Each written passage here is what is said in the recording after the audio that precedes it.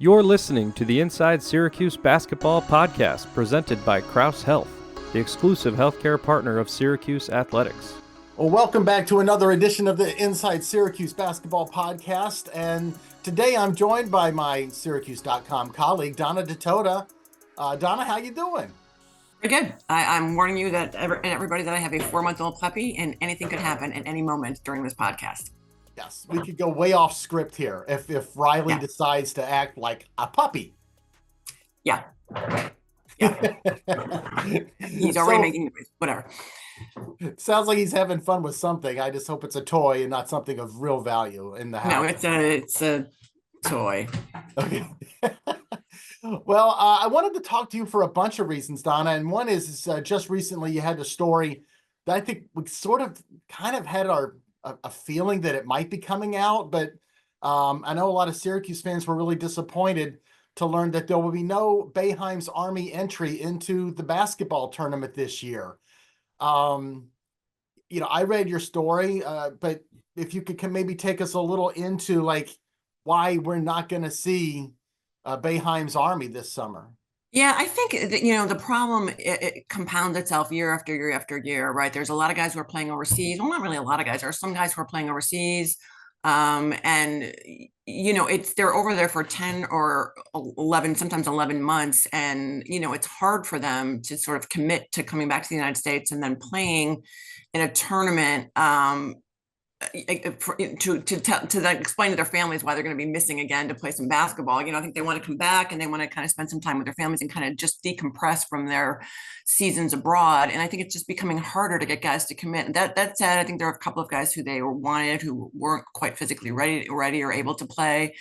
And, Sean Belby was, I think, cognizant of the idea that he wanted to get 6 or 7 guys. I know people complain all the time about why there aren't a whole bunch of Syracuse guys, why the roster isn't completely Syracuse guys. But when you kind of try to figure out how this process works, it's hard to get 6 or 7 guys. I mean, it's just hard because of the things that I just talked about.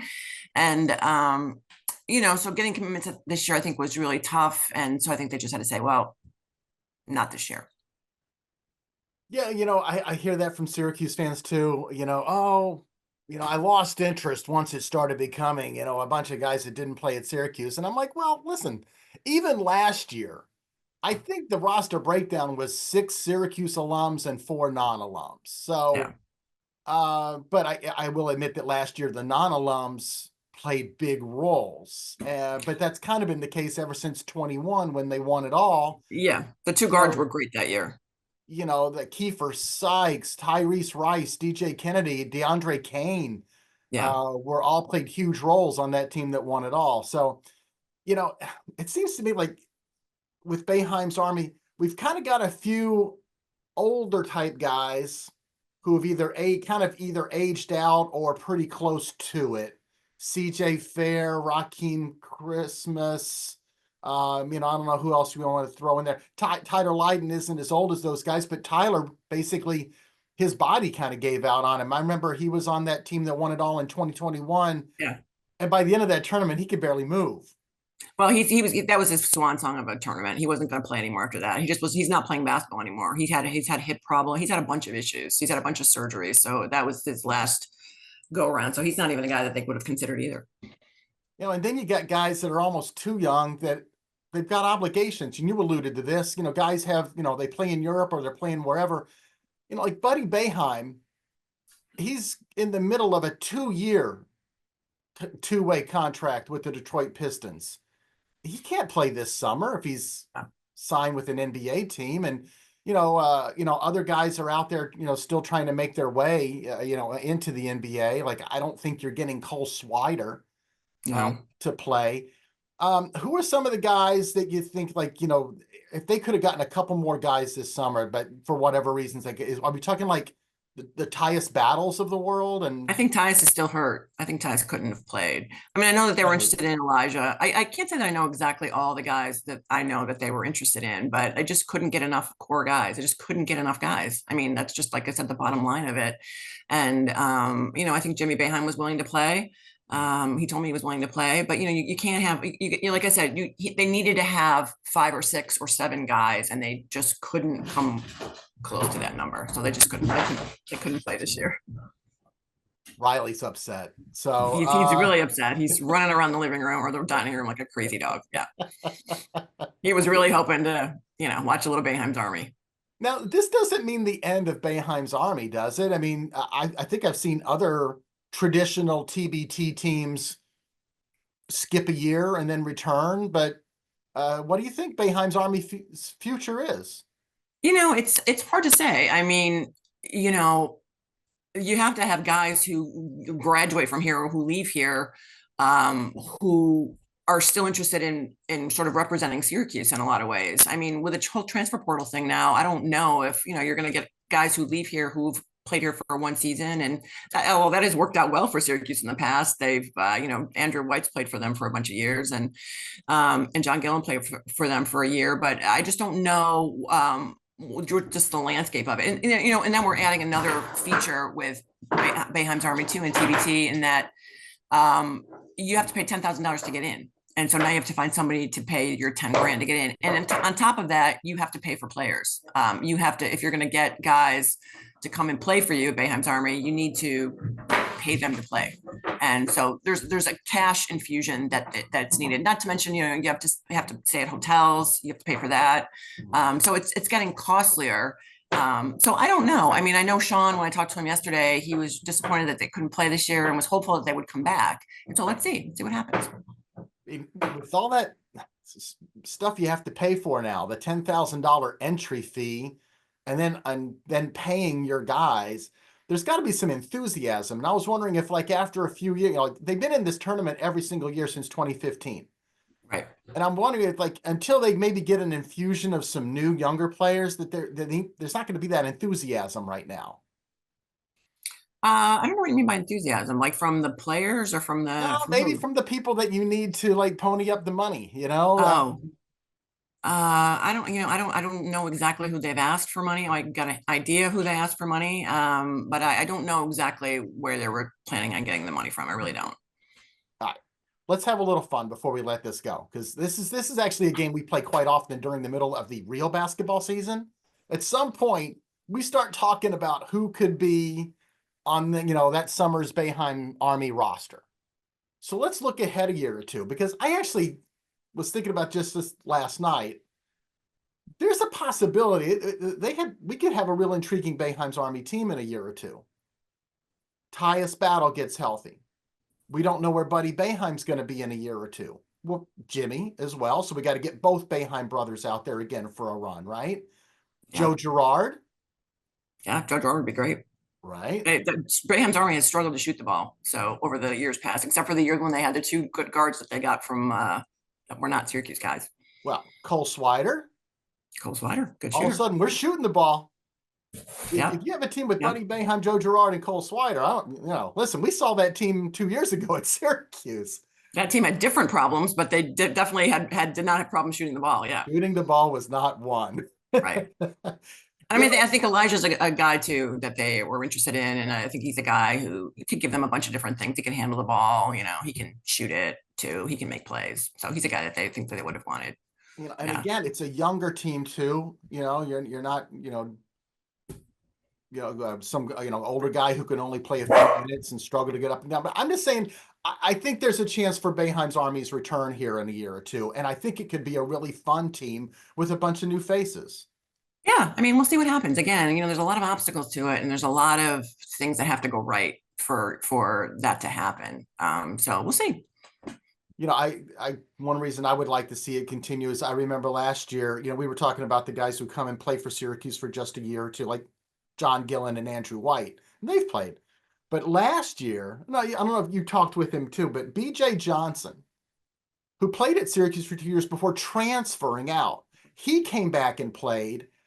And he was so struck by the outpouring of affection from the Syracuse fans at those games at the War Memorial. I mean, yeah, I think he had kind of forgotten what it's like to suit up in any sort of Syracuse uniform in front of Syracuse fans. He loved it. And I'm wondering, if there's some of those guys too, and like we just saw the portal open up the last couple of years and all the guys that have left. But Yeah. you think a few Syracuse fans wouldn't be thrilled to see, I don't know, a Quadier Copeland or a Justin Taylor suit up in orange again? I don't know. That's a long way down the road, and these guys are going to be playing at this point for another team, and who knows what in 3 years from now what TBT is going to even look like. So I don't even want to go. I don't even want to go there. I don't even want to try to speculate who could be on a team. I just think it's a very, very hard thing to do. It's hard to get these guys to commit. It's hard to get them logistically to commit on the weekends that they have to play. It's just really hard. So it's even if guys want to play, I think just the stars have to align in so many different ways to get them on a team. Well, no matter what happens in the future, Boeheim's Army at least has one banner to hang somewhere. That's right. That was a fun year too. That was a fun team. Right? And you got to cover that. You were at every single game. It was. So it was a pretty interesting group, pretty fun group. Let's move on to actual Syracuse Orange basketball, not the past. Let me just pause for a minute. Riley, what are you doing, buddy? Drop it. You don't. Oh my God, it's tangled up. Okay. Drop it. This is the cause of all of our trouble right now. I don't know if you just can a see big bundle of cuteness right there. This is the cause of all of our issues. What a face. Right, puppy? I'm used to looking at like younger prospects and kind of sizing them up and like, you know what? He's going to grow.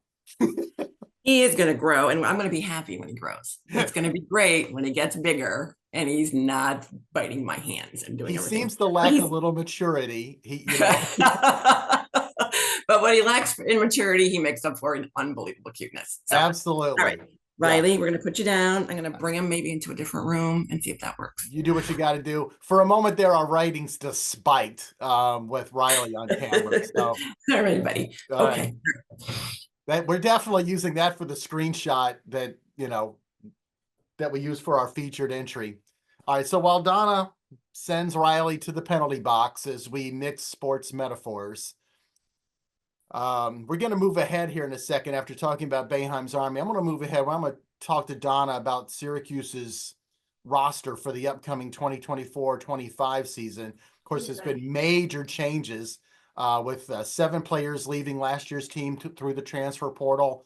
Judah Mintz has entered the NBA draft, which will be held by the time this comes out, I should say this week. So 8 guys gone from last year's team. A lot of new faces coming in, with 4 guys coming in through the transfer portal and 2 incoming freshmen. So a lot of interest for me. I don't know. I think Donna is collecting some toys to keep Riley calm while he goes into the penalty box for the next 15 minutes. It was a major penalty.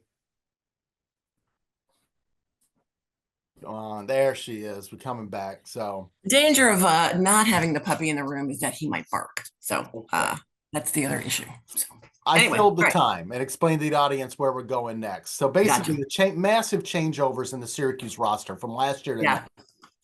I was asked an interesting question by a reader for last week's Mike's Mailbox.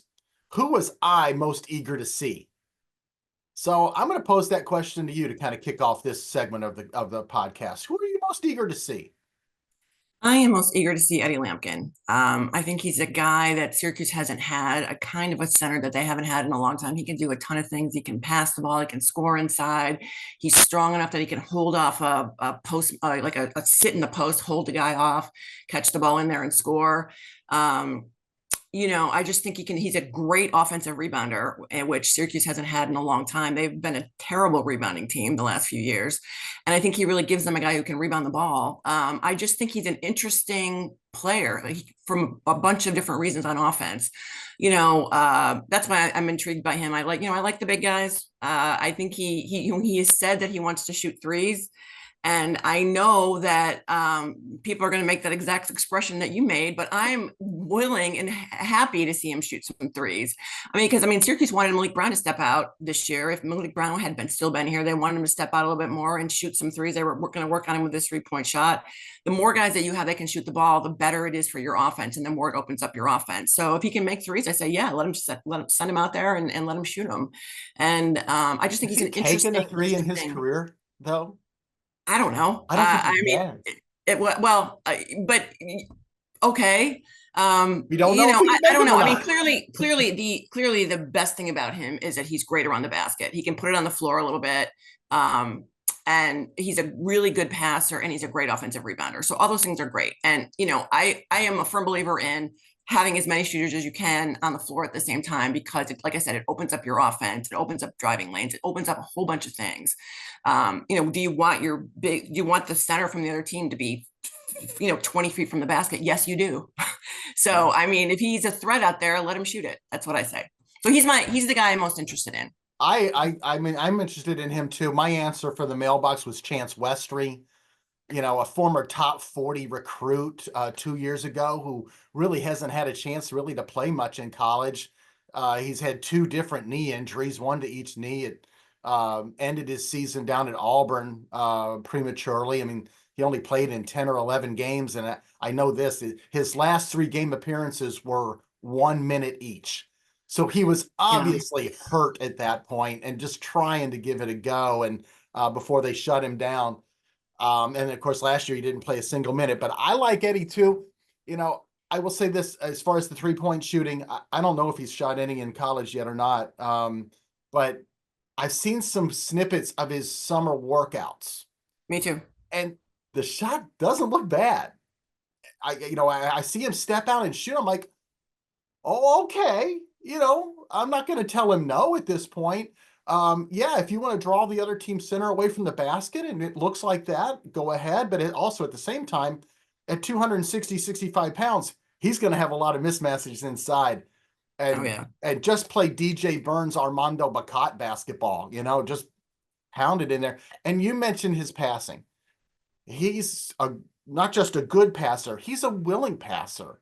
And I know there's guys like Chris Bell and Elijah Moore and Donnie Freeman and all those shooters who are salivating at the idea of a big guy kicking it out to them after drawing a double team. Not to mention he can catch it at the high post and dump it down too. I mean, he's a good bounce passer from up there, which I love the bounce pass, so he's very good at that. I just think he's intriguing in a whole bunch of ways. He's a guy that Syracuse hasn't had. I think he can be kind of a game changer for them. Depending on what else they do and who else is out there with him at the same time. You mentioned Chance. I'm interested in Chance, but it's been so long since he's played. I'm curious about what he's going to look like once he gets on the floor, or when can he play? When will we see him play? All of that is interesting to me. A guy that we haven't talked about, I think has been sort of buried in all of this, all the new guys, is JJ Starling, who was a McDonald's All-American and who was when I saw him play for the City Rocks his final year, granted that was 3 summers ago, he played point guard. And he was terrific. He did everything really well. He shot the ball. He drove it. He could guard there. And he passed the ball. He just was a different player than I think that we've seen with him over the last couple of years. I wonder if he'll play any point guard this year. And I wonder, I think he has the tools to be very, very good. And I wonder if this is the year for JJ. I wonder if this is the year that he's fast with the ball, So I'm interested in JJ and to see what JJ's 2024-25 season looks like. Yeah, I think he might be in the plans for the point guard position, because I don't know if they have a guy who's going to be playing it, 35 minutes a game like Judah the last couple of years. I think they have several different guys who might be capable, and at least going into the fall, I think all of them will get their chances. JJ being one. Jaquan Carlos, from Hofstra. Yeah, he's a phenomenal passer. Phenomenal passer. He's a nice change of pace with his dribble. I like a lot of things about him too. But I think if the guy, if somebody's going to play a lot of minutes this year, I think it's going to be JJ, just because JJ can play a bunch of positions. Well, he can play two positions. He's a shooting guard. I think he can play some point guard. And so I think he's going to be a guy who probably will play a bunch of minutes. I'm interested in all the new guys too. I'm interested in Jaquan Carlos. I'm interested in, because I think he shoots it pretty well. He can get in the lane. He's a pretty good defender. And let's see, I'm interested in him too. I'm interested in everybody. I'm interested in Chris Bell making the next evolution. I think people keep forgetting the guy shot 42% from the 3-point line, and he was the only guy who can make them, really. So everybody guarded him out there. Yeah, and his guy so never left him last year.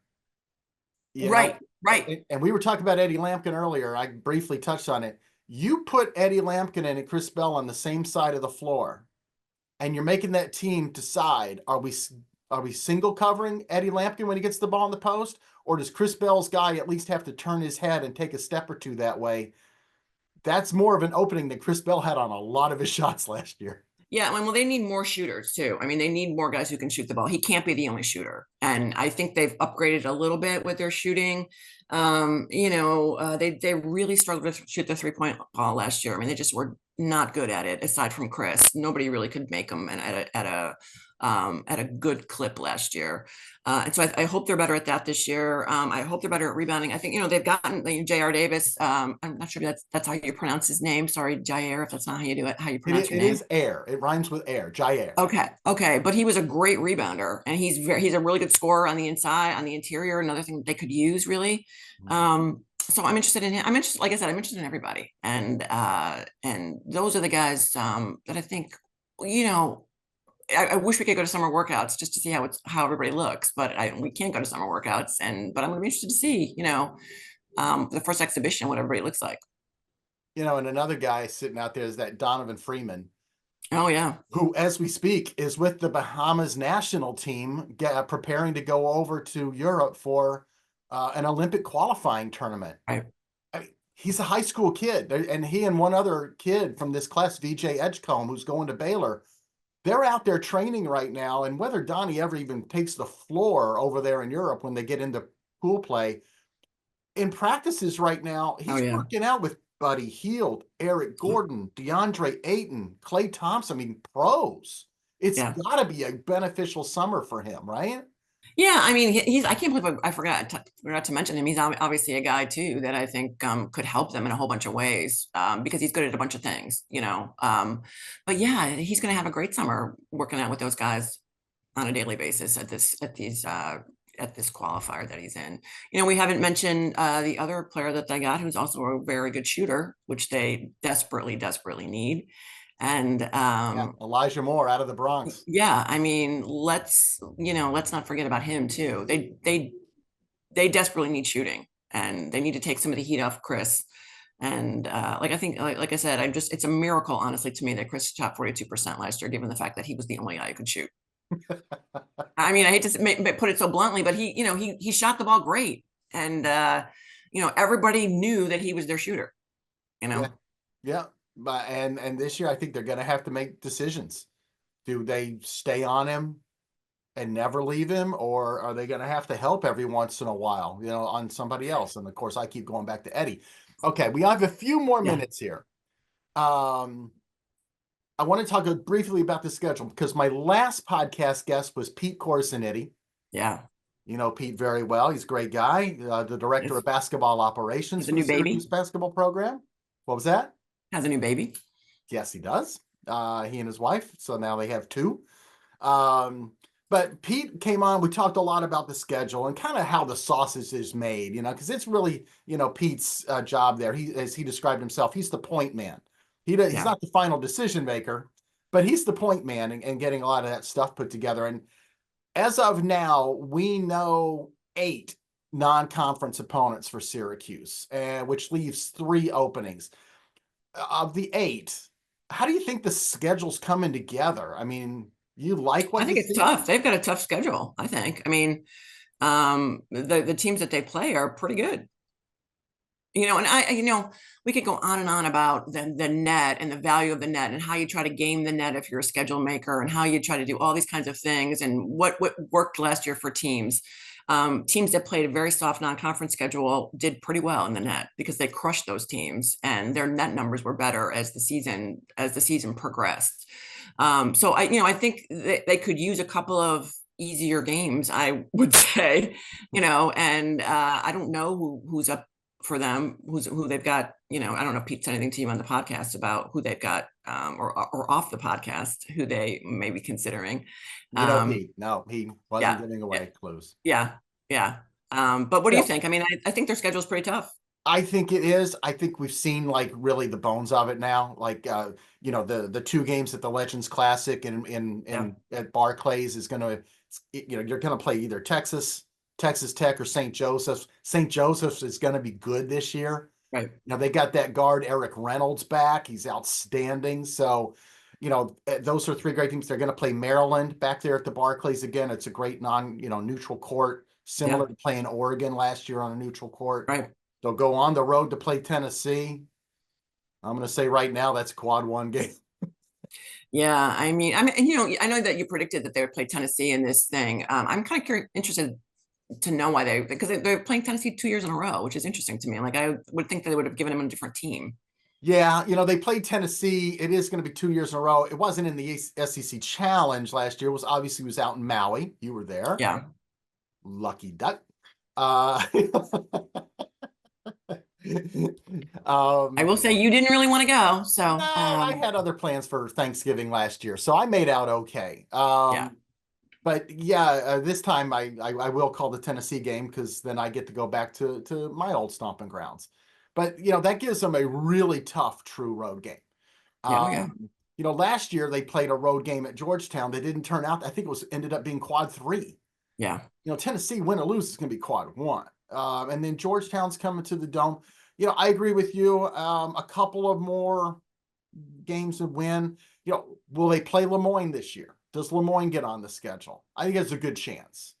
Yeah, that's the big rumor around town, right? That Lemoyne's going to be on their schedule. But it seems like it's June 21st, and it doesn't seem like it'd be like right next door. Like why wouldn't you get that situated? Although I don't know what Lemoyne's situation is either. I don't know who they're trying to get on there. I don't know how many bye games they're trying to get or who's where they want to go or any of that. So I don't know what's holding up that if that in fact is out there, because that certainly has been a rumor for many months that they were going to play Lemoyne. Sure. The other thing too, and you mentioned the net with the schedule and everything, there's 2 ways to solve it. One is you win. Like last year, Pittsburgh lost to Missouri at home, and Missouri ends up going winless in the SEC.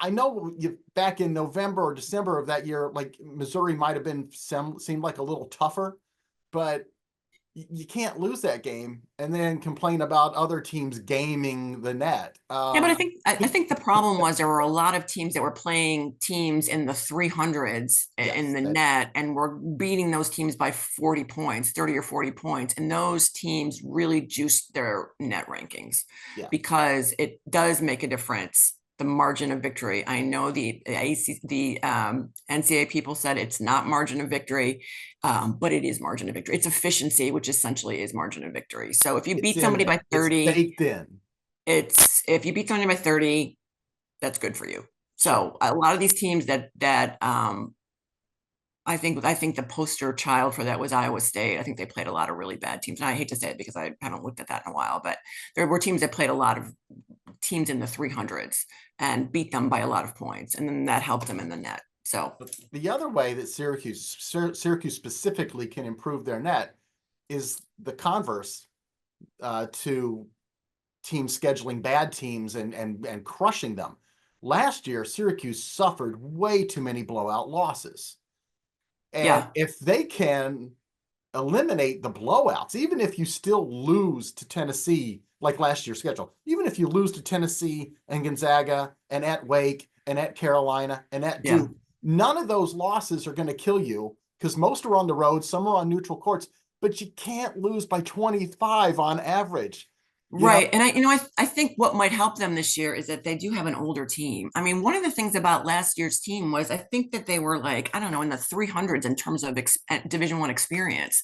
And they've got a lot of older, more mature guys. And I think those guys are going to know how to handle situations where things aren't going quite that well and how to figure out how to, come out of that on a better than minus 30 in the game, Totally agree with you. And to put it into terms that Central New Yorkers can understand, think about the first time your kid, if you're teaching them to drive in the snow and they didn't know to steer the wheel in the opposite direction. So when things started to go a little sideways, they just made it worse. That was last year's Syracuse team. And I think next year's Syracuse team is going to know how to drive in the snow. Are you speaking from experience there, Mike? Just throwing it out there. My son, Christopher, might have a story to tell about our old Hyundai Elantra if he's listening. Well, yeah. Life lessons learned here at the Inside the Orange Basketball podcast. Yes. We haven't talked about their experience, Syracuse's experience, and I think it's going to be huge. I think it's really going to help them this year. They're going to have older guys who are going to be a little bit more mature in the way they handle things and a little bit more mature in the way, like I said, when things go wrong in games, when you're older, it doesn't phase you as much as when you're a younger player. And I think because you've had more experience coming back from games like that. You've had more experience with a whole bunch of different things. Mm-hmm. And so I think that's going to help them this year too. The fact that they've got guys who are older and who've been around a little bit. I totally agree. And I had somebody the other day say, well, some of these guys are coming from Georgia State or Delaware or Hofstra, and it's like they haven't played in the big. I'm like, well, first of all, they have. Because they've played non-conference games in major college arenas. The other thing, too, is I think you have to appreciate when you're a mid-major and you go on the road, you're going into a 4,000-seat bandbox. And if it's full, if you're playing your conference leader, that is those are always incredibly tough places to play. And I would say, I would say this too. I would say whoever you're playing, the games are hard. Yes. I mean, there are things that happen in these games. It's not like things only happen at the high major level and they don't happen anywhere else. There are tense, tight games in every single arena in America. And these guys have experienced a lot of stuff. Yeah, so we'll see. This is a fun conversation, Donna. And as you and I know, if we wanted to, we could talk for about another 4 hours because we do it on all our road trips. We do. We could loop Dennis Nett in or Scott Schild, our photographers, and we could just make it a party in the SUV going down the highway. But maybe we'll do that next season. We'll film a podcast while we drive down in the car. Yeah. Will you be reciting all of the state capitals during that road trip? I'll be explaining to a state trooper why I was going 10 miles. Oh, okay. Wow. That's a completely different story. That is a completely different story. Yeah. For another podcast on another day. Donna, thank you so much for joining us here. And go on, have a beautiful rest of your day. And for everybody out there listening in, thank you for joining the podcast too. And we appreciate all our sponsors and all our listeners. Thanks. Join us next time for the Inside Syracuse Basketball podcast presented by Crouse Health, the exclusive healthcare partner for Syracuse Athletics.